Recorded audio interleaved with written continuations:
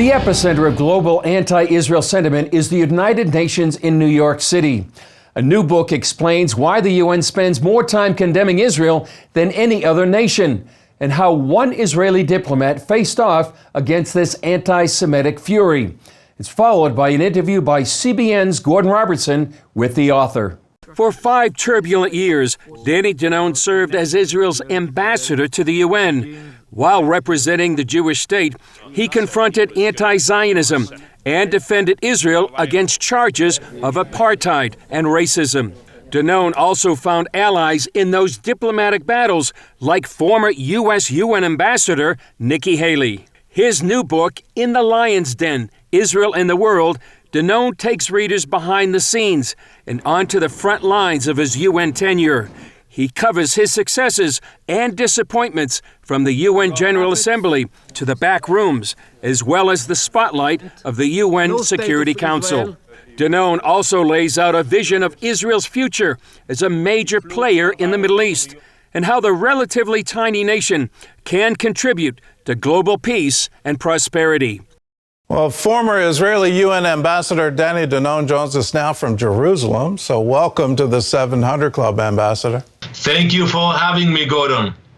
Explain to our viewers why Israel bears the brunt of most UN resolutions. Unfortunately, in the UN, instead of dealing with the real atrocities all around the world, they focus on Israel. I think it's pure anti-Semitism, and I tried in my book, In the Lion's Den, to explain where it's coming from. Anti-Zionism, anti-Semitism, but I'm optimistic by nature, Gordon, and I was able in the UN to build bridges, to create partnerships, and to overcome those challenges. Hate will be there, but we can also bring hope by building bridges.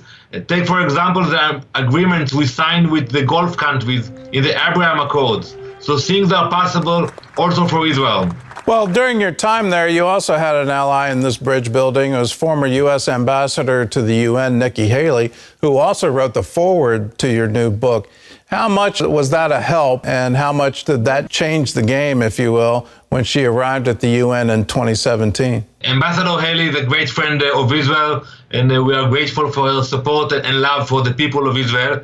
But look at the timing. She came immediately after President Obama pushed forward a resolution condemning Israel. And I want to remind you, Gordon, that in that resolution that came on December 2016, Resolution 2334, it actually called our presence in the old city of Jerusalem a flagrant violation of international law. That was a very hard moment for me to be there in the Security Council by myself, fighting not the Palestinians, not the EU, but actually the US who was pushing that resolution. So Ambassador Haley came immediately after that, and together with President Trump, they changed a lot at the UN. We are grateful for moving the embassy to Jerusalem, for pulling out from the Iran deal, a recognition of the Golan Heights, and many more great initiatives. We worked on them together.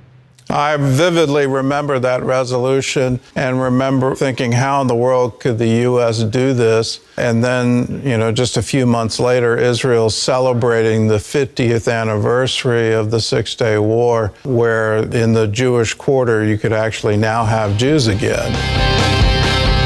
Coming up, more with Ambassador Danon about how people can stand in the gap for Israel and the Jewish people for such a time as this. Here's more of Gordon Robertson's interview with Ambassador Danon and his book, In the Lion's Den, Israel and the World. You say in your book that the foundation for a successful foreign policy is a victory mindset. What do you mean by that? And then how do you get to that? Well, we have to realize that we have allies, we have friends, but we have to count only on ourselves. That's the story of the Bible, and it's still the story of our modern state of Israel today. We have a strong military, and we are capable of defending ourselves. One of the lessons I learned at the UN, when Elie Wiesel, of blessed memory, who survived the Holocaust, he always told me, Danny, listen more carefully to the threats of your enemies than to the promises of your allies. And that's exactly what I did. And we should continue with that. We should look at what's happening today in Tehran with the nuclear agreement, and to realize that we have to be strong, to to protect ourselves. Well, that threat of a nuclear Iran is hanging over the Middle East right now. How serious is that threat, and what can be done to stop it? It's a real threat, not only for us, also to our allies in the region, the Gulf countries. They are worried about the radical ideas coming from Tehran. And I cannot understand why the administration in Washington is actually running to sign another agreement with Iran while they know that they are lying all the way. I hope there will be no agreement and that the US will stand with Israel.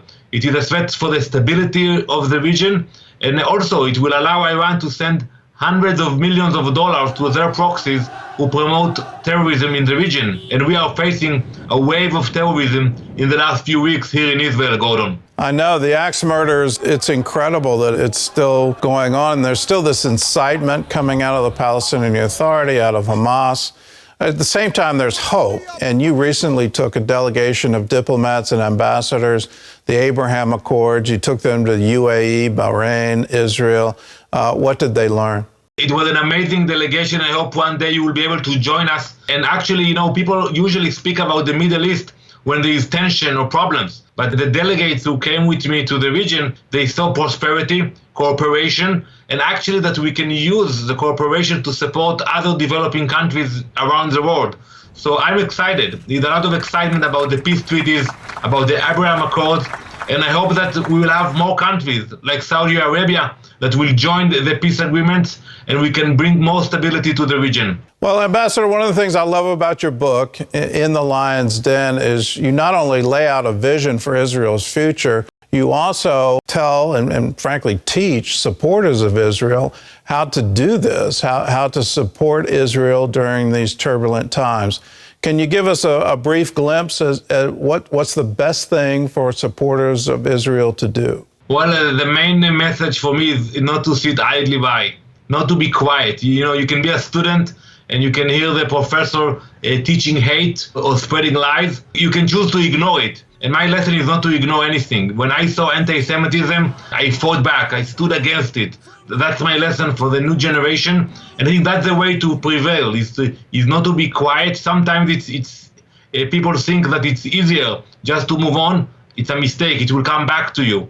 And I think, when I tell all those stories behind the scene at the UN, how I dealt with leaders, with the EU, with Erdogan from Turkey, with the Iranians, I think it's interesting not only for the future diplomats, but for anyone who wants to be an activist. Well, I love the book. I encourage everyone to get it. If you're a supporter of Israel, this will help you. It will help you not only stand up to anti-Semitism, stand up to BDS, it'll also help you declare the good things that are coming out of Israel today. So it's called In the Lion's Den, Israel and the World. It's available wherever books are sold. And Ambassador Danon, thank you so much for being with us. Thank you very much, Gordon. Alpha.